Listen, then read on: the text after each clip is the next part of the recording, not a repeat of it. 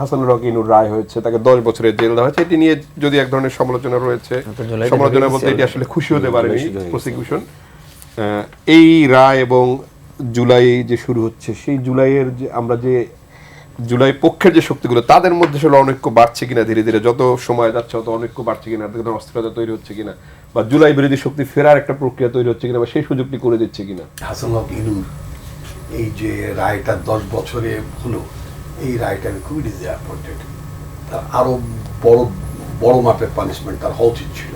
কারণ শেখ হাসিনার সাথে তার যে কনভারসেশন ছিল, যে কোর্টটা, যে অডিও রেকর্ডটা আমরা শুনেছি, তাতে করে তিনি হত্যাকাণ্ডের একজন ইন্ধনদাতা। শেখ হাসিনার যে অ্যাট্রোসিটিস, তার গভর্নমেন্টের যে অ্যাট্রোসিটিসগুলো ছিল, এই হাসানুল হক ইনুদের মতো লোকেরা তাকে আরও বেশি উস্কানি দিয়েছে তাদের বিভিন্ন। সুতরাং এর দায়িত্ব তো এড়াতে পারে না। এটা 10 বছরটা খুবই কম হয়ে গেছে। এটা আমি মনে করি যে স্টেট প্রসিকিউশন তারা এটাকে আপিল করে এটা আরও বাড়ানোর চেষ্টা করবে, হোয়াট এভার। তো প্রথমে হচ্ছে আমি জুলাইয়ের বীর শহীদদেরকে আমি শ্রদ্ধাভরে স্মরণ করছি, যারা আমাদের বাংলাদেশকে একটা নতুন বাংলাদেশের রূপান্তরের স্বপ্ন দেখেছিলেন এবং এটি গণতান্ত্রিক অভিযাত্রার দিকে বাংলাদেশের নতুন অভিমুখ সৃষ্টিতে ভূমিকা রেখেছেন, তাদের জন্য।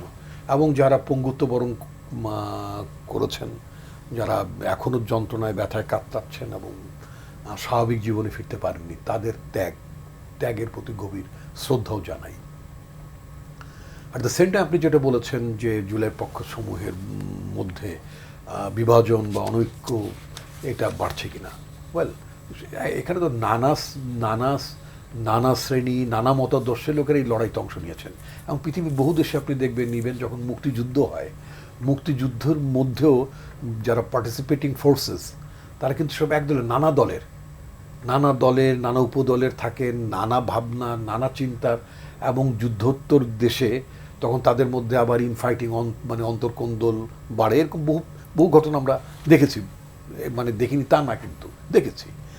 তো বাংলাদেশের সমালোচনা আছে, যারা জুলাইয়ের পক্ষের আন্দোলন শক্তিদের মধ্যে পরস্পরের বিরুদ্ধে সমালোচনা আছে, অভিযোগ আছে।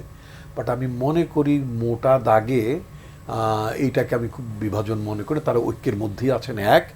আমাকে একটু, যেহেতু আপনি বলছেন যে কি ওই যে ক্রিমিনালগুলো ফেরত আসার সম্ভাবনা আছে কিনা, তাই পথ করে দেওয়া হচ্ছে কিনা, কোনো পথ করে দেওয়া হচ্ছে কিনা, ওটার কোনো সুযোগ একদমই সংক্ষেপে। হ্যাঁ, ওটার কোনো সুযোগ থাকবে না। এই কারণে আমি আপনাকে আপনি একটু ঘুরিয়ে খুব সফিস্টিকেটেডভাবে প্রশ্নটা করেছেন। ওই আওয়ামী লীগ সভাপতি তিনি এনডিটিভিতে একটা সাক্ষাৎকার দিয়েছেন এবং প্রত্যয় ব্যক্ত করেছেন তিনি দেশে ফিরে আসতে চান। এটা তো আমরাও চাই, কারণ তার বিরুদ্ধে, তার ব্যাপারে আমরা করেছি, কি বলে আপনার কি বলে এটাকে, ইন্টারপোলের সাহায্য নিয়েছি তাকে ফেরত আনার ব্যাপারে। এইটার ব্যাপারে আমাদেরকে অনেক কোশিশ করতে হচ্ছে, চেষ্টা করতে হচ্ছে। উনি যদি স্বেচ্ছায় এসে সারেন্ডার করেন, তাহলে আমাদের পুলিশের, আমাদের স্বরাষ্ট্র মন্ত্রণালয়ের অনেকটা কাজ কমে যাবে, তাই না? আমরা চাই যে উনি দ্রুত এসে উনি যে অপরাধগুলো করেছেন সেটার জন্য তিনি বিচারের সম্মুখীন হবেন এবং বাংলাদেশের জনগণ তাকে তার ন্যায় বিচারের জন্য বাংলাদেশের মানুষ প্রস্তুত আছে।